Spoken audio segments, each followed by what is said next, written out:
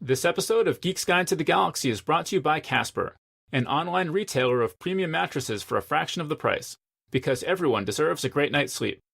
Get $50 off any mattress purchase by visiting casper.com/galaxy and entering the promo code GALAXY.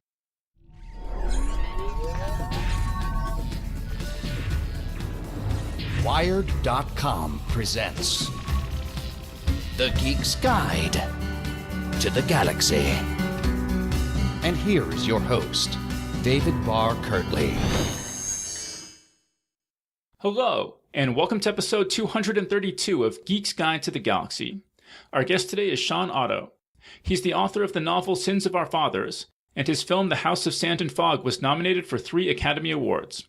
In 2007, he co-founded ScienceDebate.org, which is dedicated to the creation of a presidential science debate, and he often writes about science for magazines such as Science, Salon.com, The Huffington Post, New Scientist, and Scientific American. And we'll be speaking with him today about his new book, The War on Science. And today's show is brought to you by Casper. If you need a new mattress, just head on over to casper.com/galaxy and order today. The mattress industry is famous for forcing consumers to pay high markups, but Casper cuts out the cost of resellers and showrooms and passes that savings directly on to the consumer. Your Casper mattress will be shipped to you in a small box, and all you have to do is open up the box and watch as the mattress naturally expands to its full size. Casper combines 2 technologies, springy latex foam and supportive memory foam, to create an award-winning sleep surface with just the right sink and just the right bounce. There are plenty of things going on right now to keep you up at night. We've got a president who thinks that climate change is a hoax invented by the Chinese, anti-vaccination campaigns that are leading to deadly outbreaks of measles and mumps, and large numbers of science teachers who think the Earth is only 6,000 years old.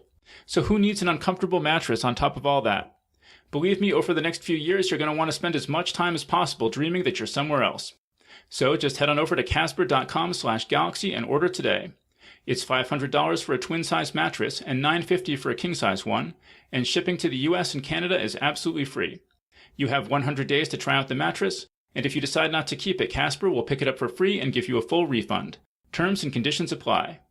So remember, the address is casper.com/galaxy, and you should also use the promo code GALAXY, which will get you a $50 discount, and also let Casper know that you heard about them here. All right, so now let's get to our interview. All right, so we're here with Shawn Otto. Welcome to the show. Hey, thanks for having me. Okay, so the first thing that caught my eye about this book is that it has blurbs from 2 science fiction authors, Ben Bova and David Brin. So I was just wondering if you know them at all or how they came to read the book. Yes, I do. I know them both through the various efforts that we've done at ScienceDebate.org, of which they're both supporters. And both of them have watched this slow erosion of the standing of science in our public discussion and are very, very concerned about it. So we've had a number of discussions about that. And when I wrote the book, I asked them if they would each do a blurb. Yeah, that's great. So are you a science fiction fan yourself? I am. I'm not a diehard science fiction fan, but I grew up reading, Frank Herbert and Isaac Asimov and Robert Heinlein. And I love those guys and kind of the sense of the possible and of extending imagination from what we know into where it could lead. Yeah, I think there's just such a productive crossover between science fiction and science advocacy. Oh, yeah, absolutely. And I think that that's a really important place to start because you don't have to be a scientist to care about science, to care deeply about it, and to advocate for it in our democratic system. Yeah. Well, so you're not a scientist yourself, right? So how did you get involved with this presidential science debate? Well, I did study science in college, but I never went on to become a scientist. I loved writing. But because of my science literacy, I had kept up on it, and I was known in Hollywood as a screenwriter who understood science and knew how to write about it. So when an adaptation came up, opportunity to adapt Walt Isaacson's biography of Albert Einstein, I was one of the screenwriters that was up for the job, as was another screenwriter who was known to be able to write about science, a guy named Matthew Chapman, who happens to be Charles Darwin's great-great-grandson. And Matthew and I became friends through that project. The project fell apart when the Hollywood writers' strike happened in 2007. But the two of us started talking about the low level of discussion of all this vast array of science-driven issues in science, tech, health, and the environment that were affecting voters' lives at least as much as the foreign policy or the economic policy or the faith and values issues that candidates were talking about on the campaign trail.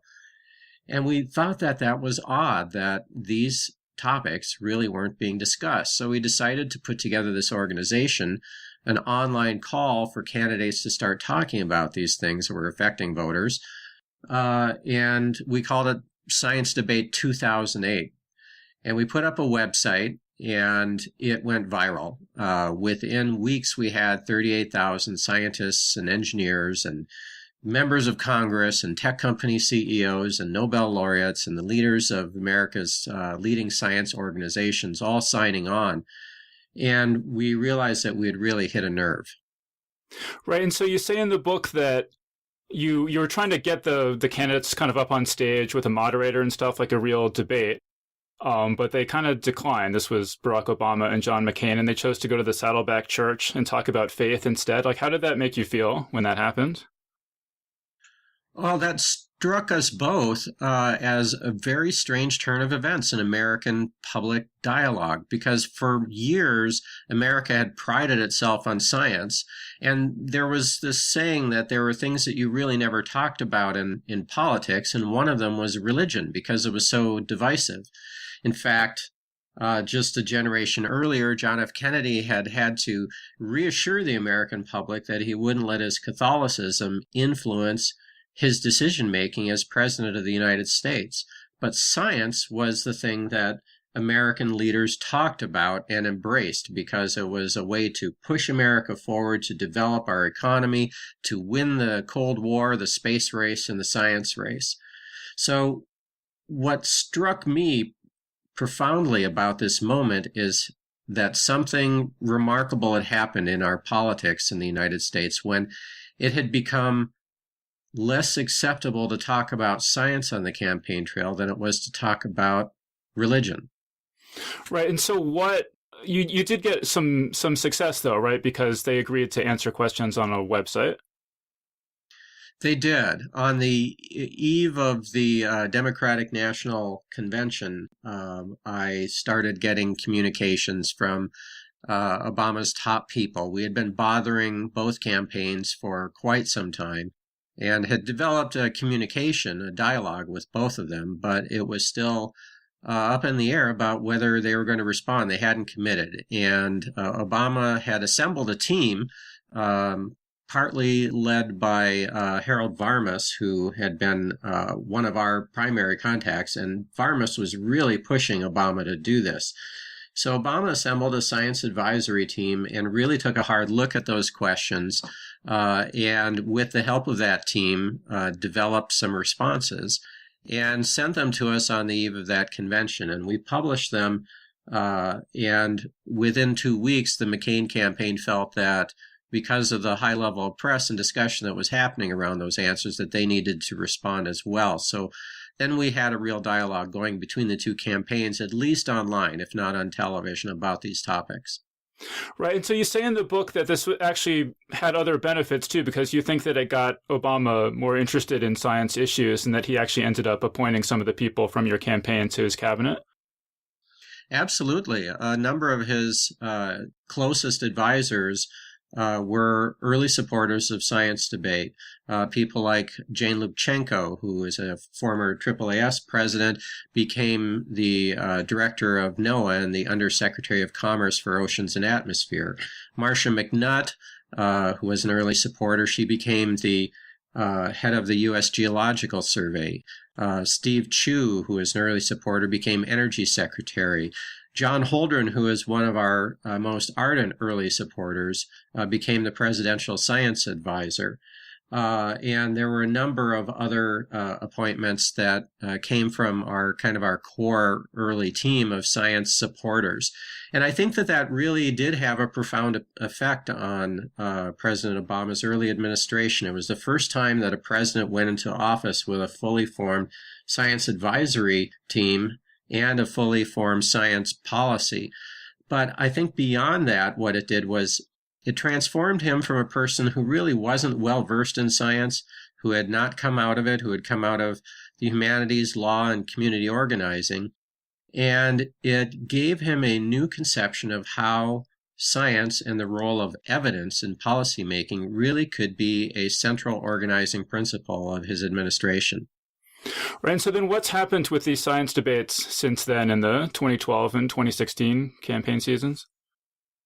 Well, in 2012, we did get both President Obama and his challenger, Governor Mitt Romney, to participate again. Again, they would not do it on TV, but they did do it online. And in that case, many people actually felt that Governor Romney provided the more substantive responses. And then in 2016, we decided to invite all four leading candidates in that race, the Hillary Clinton, Donald Trump, Green Party's Jill Stein, and Libertarian Party's Gary Johnson. And all four of those candidates did participate, and it turned out that Science Debate was the only place that asked President-elect Trump any questions about climate change on the campaign trail, which was kind of a remarkable and sad development in our media. Yeah, that's for sure. Okay, so you had this success with the science debate, and then what made you decide to shift then to writing this book, The War on Science? Well, it really started with that first observation in 2008 that was so striking about why the candidates would choose to discuss what had previously been regarded as a very personal and somewhat politically divisive topic of faith and values or religion on the campaign trail, and refused to talk about the big science challenges that were facing the country. And that seemed like a remarkable question to explore. And that led me down this path of really what is the relationship between science and democracy? Why has it been so special? And why was this an important moment in our history? Right, and so this is a long, really detailed, heavily footnoted book. How long did it take you to write it? Well, you could say in some ways that it took the 8 years of thinking about this since the very first science debate effort, although the writing process itself was more closer to a year. I had relationships with most of the people that I interviewed, and we, carried on email conversations or phone conversations, or sometimes when we met in person at different science meetings. So it wasn't difficult for me to reach out to a wide variety of subject matter experts, which I was very fortunate to have developed these relationships with through the science debate effort. And then it was a matter of just kind of crystallizing and verbalizing my thinking as it had developed over those years. Yeah. Okay, so in the book, you identify different groups in society who are sort of have been hostile to science. So I have fundamentalists, academics, journalists, businessmen, and hippies. Am I missing anyone off that list? No, I think that you've basically covered it. Those folks each have had a history of being hostile to science for different reasons at different times in our history. Yeah, I mean, so I think that fundamentalist is probably pretty self-explanatory that they're hostile to science. I want to get to businessmen in a bit, but I think one thing that's striking is that academics, journalists, and hippies people think of as being pretty liberal. So you want to say a little bit about how those groups are hostile to science? Sure, absolutely. A lot of that grew out of a philosophical movement that really came together after World War II. And at that point in time, science was really regarded as part of the military-industrial complex, and a group of French philosophers that called themselves postmodernists felt that the modern era that was driven by the Enlightenment and the Age of Reason had been discredited. And they believed that that science was just another way of knowing, as they called it, that had no more legitimate authority than any other ways of knowing. For instance, indigenous ways of knowing, or feminist ways of knowing, or Black power ways of knowing. All these ways of knowing that had to do with our identity politics. So this really became kind of the rise of identity politics as a fundamental defining source of one's authenticity and one's authority to be able to talk about something. You couldn't talk about feminist truth if you weren't a woman. You couldn't talk about black truth if you weren't black. But the thing about science is that it's really sought to be independent of all of these different sources of individual identity, individual points of view, and individual bias. It really doesn't matter if you are a gay woman or an African man or an Asian transsexual or a Republican or a Democrat or a conservative fundamentalist. If each of us sticks a ruler in a bucket to measure the amount of rain that's fallen, we're all going to come up with the same answer. And that's the idea of objective knowledge in science, a method of stripping little bits of knowledge away from our sexual identity, our gender identity, our political identity, religious identity, national identity, etc. And the postmodern view was in some ways very helpful because it did invite all these disempowered voices into the conversation, which is really good for science because the more perspectives you bring to bear on a problem, the more likely you're going to really arrive at a precise solution. But by taking that viewpoint to the extreme and denying that there is such a thing as objective knowledge, these people wound up eroding the fundamental ideas behind democracy. Science is really the most fundamental driving force for civil rights because it pulls us away from the assertions of the powerful and it says, no, we're going to look at evidence. And if we discredit the idea that there is such a thing as objective knowledge, how are we to resolve arguments between competing points of view? Ultimately, the only tool that we have to fall back on are the voices of the most powerful, the person that has the biggest megaphone, or the loudest, or the biggest wallet, or the biggest army. Those are authoritarian solutions instead of evidence-based solutions, and they stand antithetical to what democracy is really all about. So that's a little bit of philosophical background that drove postmodernism and science apart. And where we got into problems with it then was this development in left-wing academia that was undermining the claims to knowledge that science was making and elevating the political identity politics claims of authenticity above objective knowledge. And that inadvertently empowered a large public relations assault on science that we're seeing today, particularly in the fields of climate science, but in a bunch of other fields. And unfortunately, it really came to fruition in two particular schools out of the humanities, largely. One was in science or in education in general, where teachers really didn't come to see themselves under constructivism as necessarily authorities imparting knowledge, but as guides at the side as people construct their own knowledge of the world. And in journalism, where journalism schools have taught for 2 generations now that there is no such thing as objectivity. And you see this exact phrase in reporter guidelines around the country, and famous journalists repeat it on the speaking circuit. The idea is helpful in a way, in that reporters should be aware of their own biases, but it's corrosive to the idea of democracy when it's taken to its literal extreme, because there is such a thing as evidence and objectivity. And we've seen how that corrosivity has affected our politics, particularly in this election cycle. I mean, Paul Krugman has this funny line where he says that if one side said the Earth was flat and the other side said the Earth was round, the media would cover it as views differ on the shape of the Earth.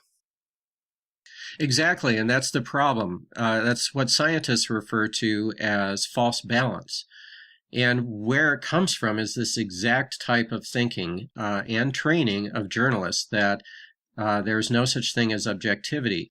And in fact, the Society of Professional Journalists abolished the word objectivity from their code of ethics in the 1990s. And we've seen the result then. If there's the purpose of a free press in a democracy is to hold the powerful accountable to the evidence.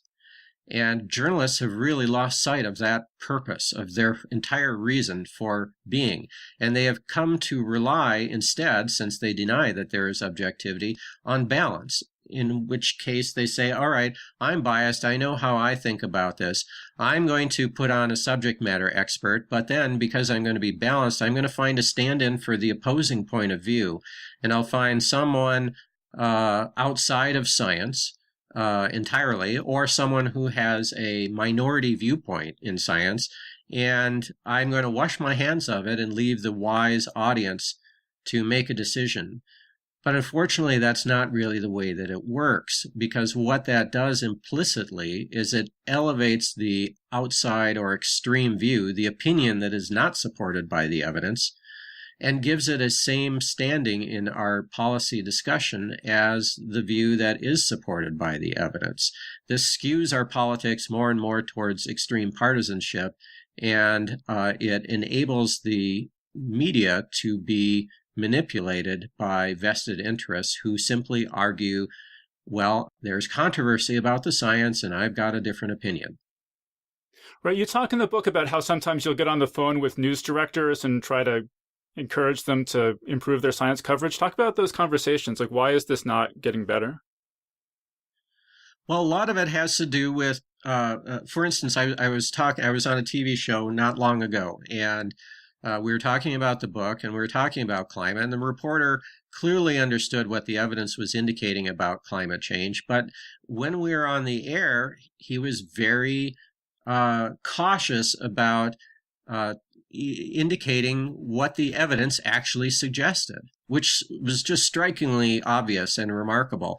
And I talked to him about it afterwards, and he said, you know, if I say or indicate that we think that climate change is actually happening, that that's supported by the evidence, we're going to just get tons of letters and emails, and it's going to upset the news director and the station ownership because it may affect our bottom line. And that is a great example of exactly what's happening here, where journalists, through really a generation of thinking, have stepped away from the idea of holding the powerful accountable to evidence and saying, we're just neutral arbiters in whatever discussion you people want to have. And ultimately, what that does is it provides a huge opening for advertisers, people with big wallets, to inordinately influence the public discussion. I think that's really interesting that he admitted that, because it seems like, to me, that a lot of journalists hide behind journalistic objectivity as a kind of pose, when their real motive, as this guy was saying, is fear or cowardice. No, absolutely. I think that that's a huge problem. And instead, we see the elevation of pundits then and all kinds of stand-ins where journalists can pretend that they are neutral arbiters in this playground spat that's happening, when in fact, they're really manipulating the process behind the scenes. And because of their cowardice, they are manipulating the process probably in a way that they think or that they've been taught is ethical, but it is in fact deeply corrosive to democracy. Because again, the point of journalists is to hold the powerful accountable to the evidence so that the voters can make wise decisions. Thomas Jefferson, who was a scientist after all, at the very foundation arguments for the American form of government, his thinking was that wherever the people are well informed, they can be trusted with their own government. And that's why he was such a proponent of public education and of a free press. But if the press isn't doing their job of holding those in powerful accountable to the evidence, then how are the public supposed to make a good decision? Yeah. I think I also want to talk about, you say in the book, which I thought was really interesting, that scientists are in some sense to blame themselves because they disengaged from public discourse and created this vacuum where non-scientific or pseudoscientific views could fill that gap. They did, yes. This was a big problem that happened after World War II. During World War II, Vannevar Bush, who was the head of the Carnegie Institution, worked in the administration to organize the U.S. science effort. During World War I, scientists had a lot of ties with their colleagues in Europe, and they really did not participate very much in the war effort, and Bush wanted to change that. And in World War II, he did a fantastic job of organizing the U.S. science effort, and science really did contribute to the Allied victory of World War II, not just with the atomic bomb, but also with synthetic rubber and the proximity fuse and the mass production of penicillin and the development of pesticides like DDT that kept soldiers in the Pacific from getting malaria.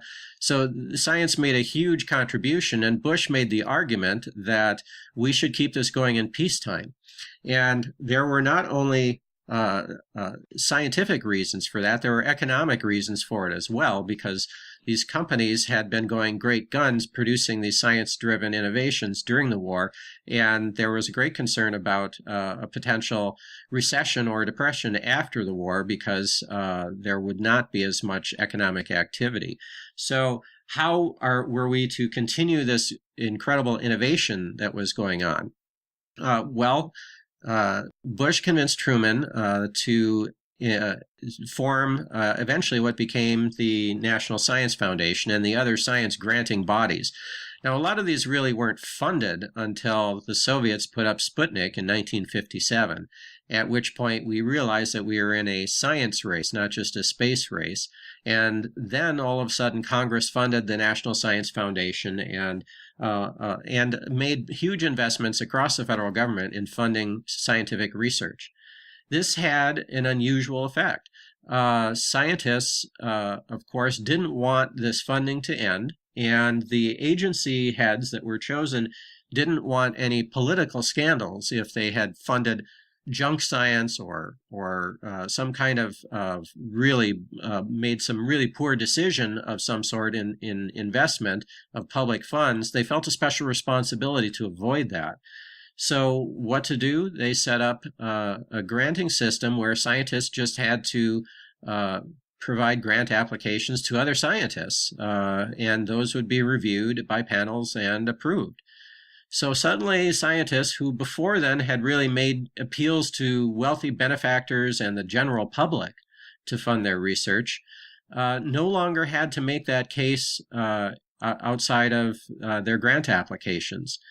And a culture developed over the next 30 to 40 years where scientists really withdrew from the public dialogue, and their communication skills atrophied as a result.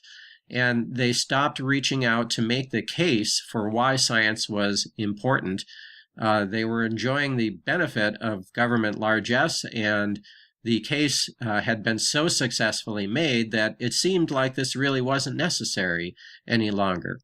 But generations turn over and things come to be taken for granted, and a culture developed in scientific academia that regarded public outreach and civic involvement as something that was below a scientist and that could affect their objectivity. So they really retreated into ivory towers that left a huge vacuum in the public discussion. And while science was making its most breathtaking discoveries in history, the public was hearing very, very little about it and came to value it less and less. Right. It seems like the classic example of this devaluing of advocacy and outreach was Carl Sagan. Could you talk about what happened to him? Absolutely. In fact, there's an effect in science called the Sagan effect that came out of that. Carl Sagan was an extremely successful science communicator, with, of course, the initiating the series Cosmos, and which was seen by 500 million people around the world, the most successful science communication effort in history. And it captivated people's imagination and attention and drew lots of people into science, made them excited about it. But at the same time, this attitude had grown up in the U.S. science enterprise, that those who did science communication did that because they really could hack it as a real researcher. And the scientists looked down on Sagan, partly perhaps because they were jealous for all the media attention that he was getting. And when he was put up for election to the National Academy of Sciences, the members voted him down, and they did not approve his admission. And in fact, he also did not get tenure, even though he was so incredibly well known as the global ambassador of science.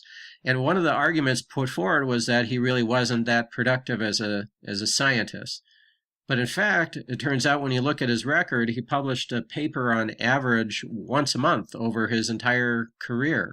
So he was unbelievably productive as a scientist as well. And now there is some more recent research that shows that, in fact, the scientists who do engage in public outreach tend to be also more productive as researchers in the lab. So this unusual situation where he was essentially punished for his public outreach is a great example of this attitude, and it came to be called the Sagan effect. Now, see, in the book you mentioned, too, that now you have people like P.Z. Myers who have these popular science blogs. Do you think that that's a direction that more scientists should go in? Should every scientist just, or as many as can, just start up their own science blogs and do an end run around journalists and just go directly to the public? Well, there's a lot to be said about or for that, in favor of that. The problem is that there's not a great way yet for scientists to break beyond a certain ecosystem of people that are interested in science fiction, and that find this kind of stuff fascinating. These are the same people that used to subscribe to, Omni Magazine, and probably still subscribe to Scientific American and Popular Science, and that kind of readership. And that is really great. But the question is how do you reach beyond that into the broader public that isn't necessarily going to seek out science blogs or science stories on their own, but that ought to be exposed to it, and that ought to be exposed to the information that is coming from the cutting edge so that they can make smart decisions, or at least so that they can continue to make decisions that are of a evidence-based bent. And that's an open question that I don't think that science blogs can completely address. But what science blogs are super helpful for is as a pre-vetted resource for mainstream journalists. Since many newspapers have cut their science journalists because they're expensive, they can at least go to this kind of outsourced source for solid science knowledge. One of the things that I advocate for is for the granting bodies to require and fund a much larger investment in public outreach, so that labs have a set aside that can actually fund a full-time science communicator. Because the fact of the matter is that a lot of scientists really don't have good communication skills. But there are a lot of younger scientists who have grown up much more aware of these issues that have developed those skills. And there's a way to incorporate them into those labs and put their skills to use in a much better sense, I think, and that the public would be very well served by that investment. See, now my plan is just to convert everybody into science fiction fans, and then they'll be interested in science too. Yeah, that's right. That's right. That's why we need people like David Brin out there. Yeah. Okay, so when it comes to these people who are tearing down science, it strikes me that fundamentalists, academics, journalists, and hippies are all, it seems to me, doing so out of a misguided but sincere beliefs about the world. But then you get into businessmen and things get different, where you have people who know that they're lying to people, but they're lying to people because they're making money off of it. Right. And a lot of this pivots around something that happened in our politics that takes advantage of this, really in the 1960s and 1970s.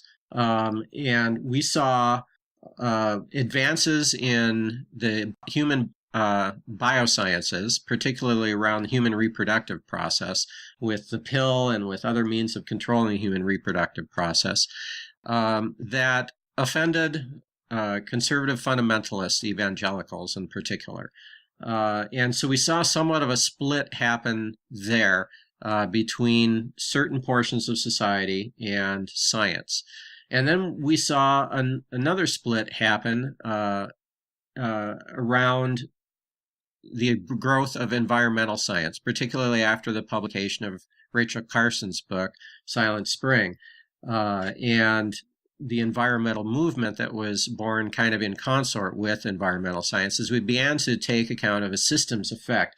So there's often a fundamental blow that industry perceives as being struck against its profit center. You'll see somebody, for instance, that has commercialized the use of a certain pesticide, and then environmental science comes along 10 years later and says, wait a minute, we're starting to see some unintended negative consequences here. And industry perceives that as an attack on their profit center and will respond generally by engaging in a public relations campaign to cast doubt on the science. So all of a sudden, this caused an unusual shifting in American politics that aligned old industry with old religion or fundamentalist religion on the one hand, and science and environmentalists on the other. And we saw a shift begin to happen in our political party dialogue around the same time, where prior to this moment, Republicans scored quite well on environmental assessments by various groups. But over the 20 or 30 years since then, it's been longer than that now, but their scores slowly eroded until recently. The Republican Party in Congress, anyway, scores in the single digits on most environmental measurements. So this arrangement began to realign, and a lot of it was driven by this marriage of convenience between industrial public relations campaigns and fundamentalist religion who provided willing foot soldiers for those efforts. Right, and the chronology you lay out in the book makes it very clear that, like, for example, the Exxon Corporation was just lying, that they had scientists internally who were telling them that this was real, that all the climate denial arguments were nonsense, and they were on board for a while, but then it gets to a point where their profits start to decline, and that's what makes them change their approach. It's not like some new scientific evidence came along that changed their mind. It was purely business-driven. Yeah, absolutely. They knew at least as early as a report that they commissioned from Stanford Research Institute in 1968, which laid out very, very clearly what was known of the science of climate change at that point, and turns out to be a spot-on prediction that we would start seeing significant climatic changes around the year 2000. And in fact, that's exactly what happened. So the science was solid enough in 1968 to make that kind of prediction. Exxon executives were aware of that. They paid for that report, and it was provided to them. And they moved forward funding research into climate change and into alternative energy sources that they might be able to transition to as a company until they got in trouble with the oil crisis in the 1970s and 1980s. Saudi Arabia in particular had seen their share of global oil revenues declining as the price was high enough to support broader investment in offshore platforms that the northern energy companies were doing. And they decided to start a price war to drive these more expensive sources of oil production out of the market. They needed that because that's really what funded their entire government operation and their standard of living in Saudi Arabia. So they started this price war and drove the price of oil down. And after that, we saw these large layoffs in the northern oil companies, and especially at Exxon. And not only that, they shuttered the vast majority of their scientific research into climate change and began investing heavily in a public relations campaign that denied that there was such a thing as climate change, and specifically followed a plan that was developed by 12 public relations experts, including Myron Abell, who Donald Trump is now using as his EPA transition advisor, to cast uncertainty, is the word that they use, on the established science. Right. And this chapter in the book, The Industrial War on Science, is just nauseating. I mean, it's just emotionally grueling to read. There's just so many disgusting things in it. I mean, you have the politicians attacking the scientists. You have the whole climate gate thing. You have death threats to scientists. Did you find it? I mean, I just found it grueling to read. Did you find it grueling to write? Just having to process all this malfeasance? Well, yes, although being a movie writer, it almost read like the plot of some kind of strange thriller. I mean, the more I dug into it, the more outraged I became at these really blatant efforts at intimidation and complete shameless attacks on science and attempts to deny the evidence in a way that was strictly designed to fool the public in order to short-circuit the democratic process to hold off regulation. I mean, you do raise the possibility in the book that now that this has all come to light, that these companies could be sued in the same way that the tobacco companies were sued. What do you think the prospects for that are? Oh, I think that the prospects are well, they're probably limited right now, depending on what happens with the Trump administration, particularly if something like that went to the Supreme Court. It would be interesting to see what happened. But I think that the prospects fundamentally are there. The precedent has been set. Now, the statutes that were used against the tobacco companies, particularly the RICO statutes, have been watered down by court decisions since then and are no longer as powerful or an effective a tool, unfortunately.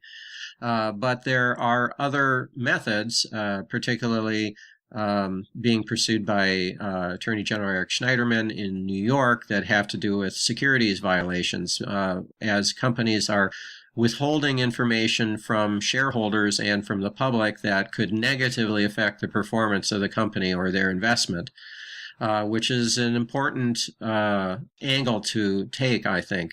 I strongly encourage this sort of systemic approach because attacks on science are fundamentally attacks on democracy. Democracy relies on the integrity of evidence to arrive at balanced public policy decisions that are fair and impartial, or as impartial as we can make them, for everyone. And when we attack the evidence from science, we're attacking our ability to self-govern. And so democracies really need to take those kinds of attacks very, very seriously, because the ultimate end goal of that is to force an authoritarian solution to a problem instead of a democratic one.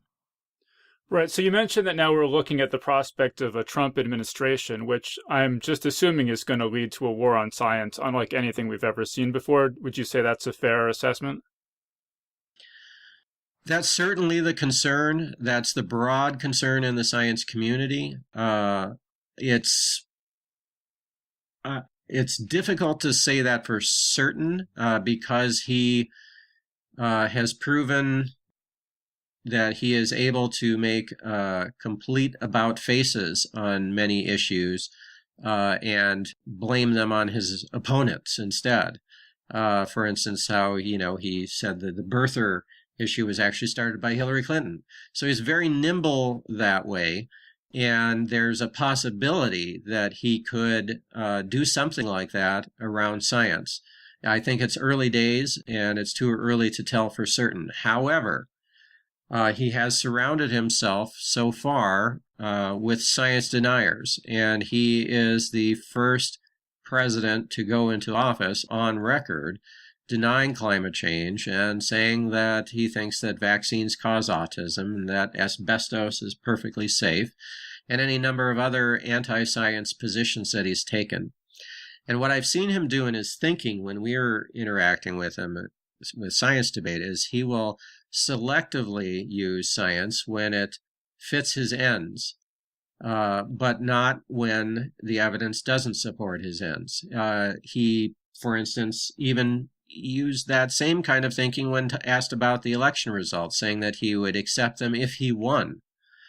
This ability or willingness to completely deny evidence that doesn't support your predetermined conclusion is the very definition of anti-science.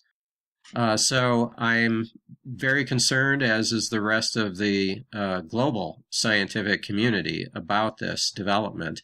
I hope that he will turn it around, but I think that we have reason to be very worried, particularly now some of his advisors recently, a few days ago, are talking about eliminating NASA's Earth Science Study Division, where NASA really has a network of satellites that provide a large amount of the world's data on climate change and on other aspects of what's happening on Earth in favor of solar system exploration.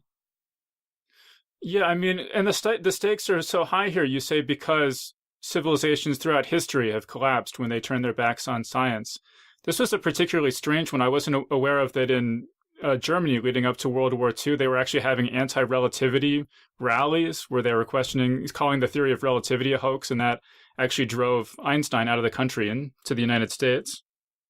Yes, and they called it Jewish science and a large hoax, which are, the same words in different tones that we hear about climate science. It's socialist and it's a big hoax.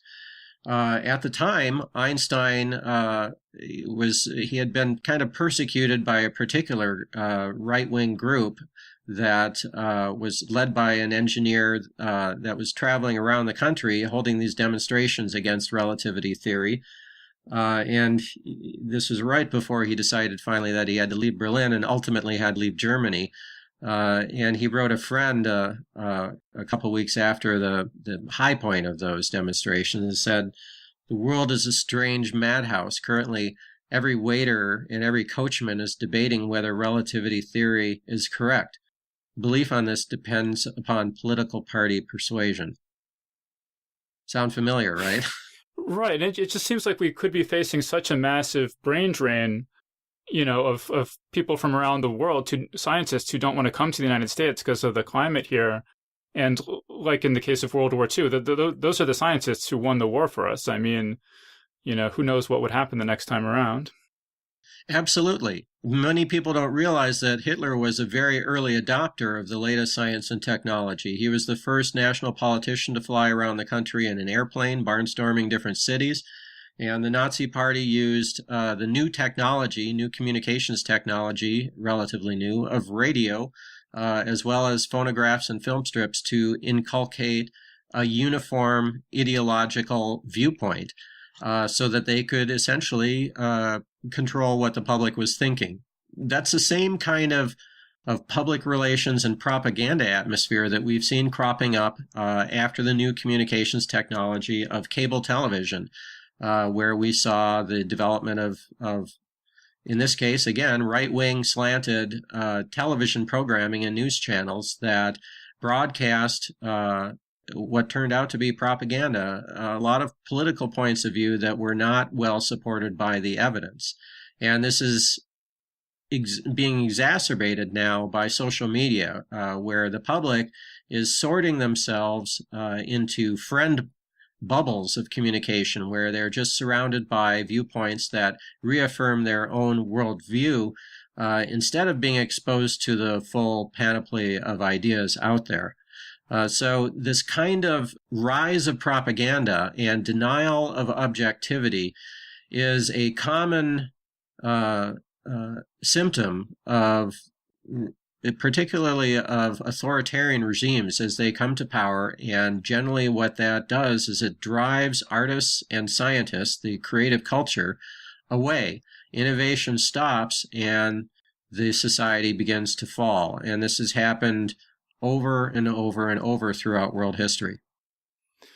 All right, so give us some encouraging things. I mean, one of the encouraging things in the book is you say that you have these older business tycoons like the Koch brothers who have done so much damage, but then hopefully they're going to be replaced by a younger generation of people like Elon Musk who are more socially responsible. Is there hope there?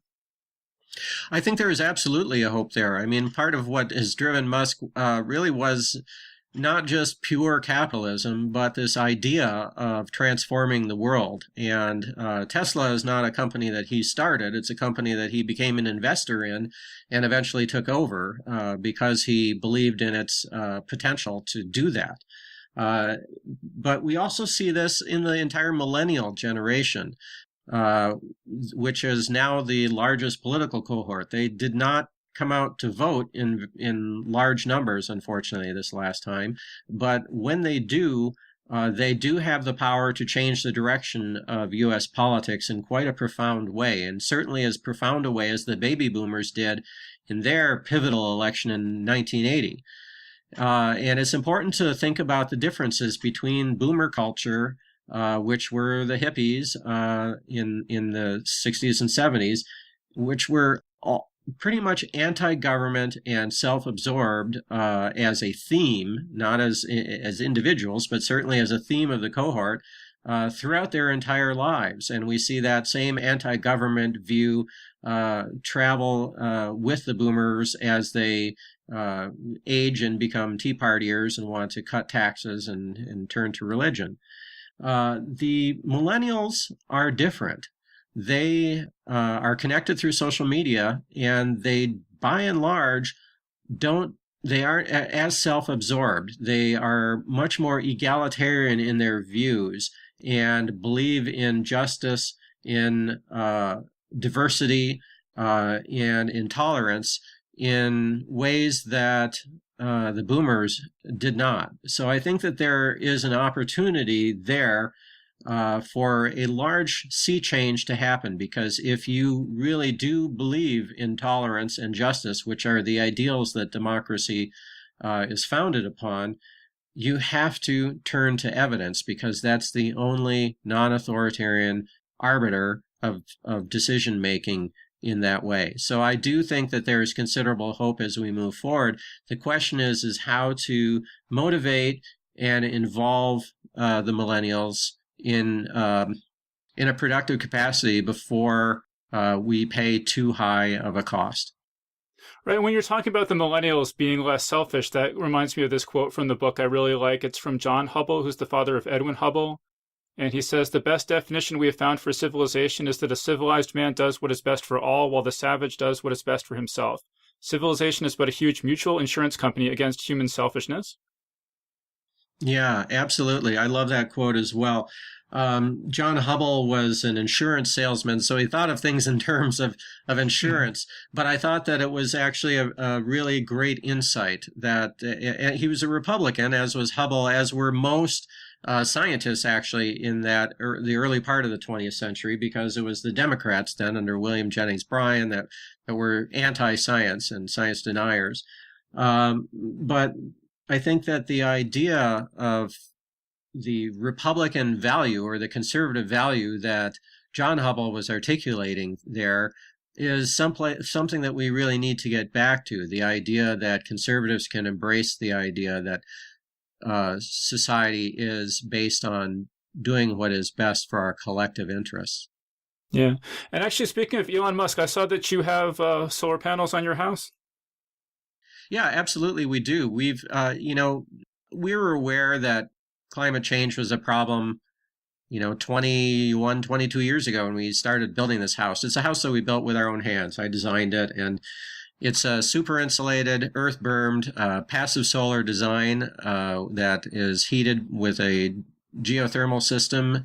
And we put up a wind generator, and more recently we covered the roof with solar panels. So is that something you would recommend everyone who can afford it do? Absolutely, particularly the solar panels now. Those are an incredible investment, at least as long as the federal tax credit is available, which gives you 30% tax credit for whatever you spend. Our payback on this investment is about 10 years. So you really can't go wrong with something like that. That's better than the stock market's been recently. Okay, so we're just about out of time, and I just want to let people know that Shawn's book has an incredibly detailed plan of action for fighting back in this war on science. I mean, Shawn, do you want to just maybe mention a couple points or a couple organizations people should support in these last few minutes here? Oh, yeah, absolutely. Yes, the book has 14 battle plans in the last couple of chapters that talk about strategies for really turning this around and ways that people can get involved. And it has a list of dozens of organizations that are involved in this fight. People can certainly go to sciencedebate.org and sign on to really push politicians to talk about these issues on television. We're continuing our efforts there with some new funding, hopefully coming up, and expanding that conversation. Our goal is ultimately to see these discussions in congressional races as well. There is also organizations like the Union of Concerned Scientists Center for Science and Democracy that's really focused on this intersection and on this growing problem of the threats to both science and democracy at their intersection. And I would encourage people to check that out. A number of other science organizations are focused on climate change, and there are nonprofit news outlets like Inside Climate News that deserve support for their groundbreaking investigative reporting on science-driven issues. So that's a place to start, and there's a lot more in the book. Yeah, there certainly is, and I definitely strongly encourage everyone to go check it out. The title again is called The War on Science, and the author is Shawn Otto. So, Shawn, thank you so much for joining us.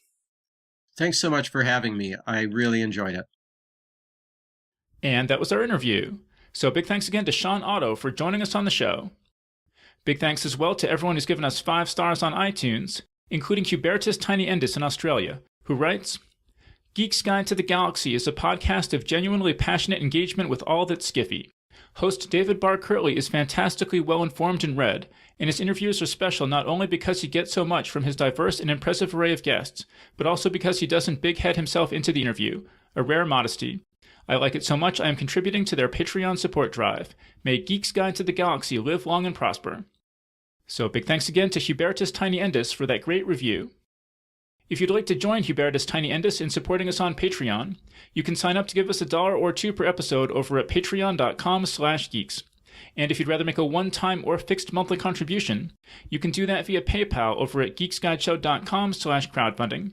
And I want to give a special thank you to Yonatan Director and Jacek Artemiak, who both just made very generous contributions to the show via PayPal. So big thanks again to everyone who's contributed. We really appreciate it. I'd also like to thank our sponsor for today's show, Casper Mattress. Remember that if you do decide to order a mattress, you should visit casper.com/galaxy and use the promo code GALAXY. All right, so that was our show. So thanks everyone for listening, and we'll see you next time. The Geek's Guide to the Galaxy is a production of Wired.com. For more information about the show, visit geeksguideshow.com. To learn more about your host, visit davidbarrkirtley.com. Music and voiceover produced by yours truly, Jack Kincaid. If you enjoyed this program, tell your friends. If you didn't enjoy it, tell no one. Thank you for listening.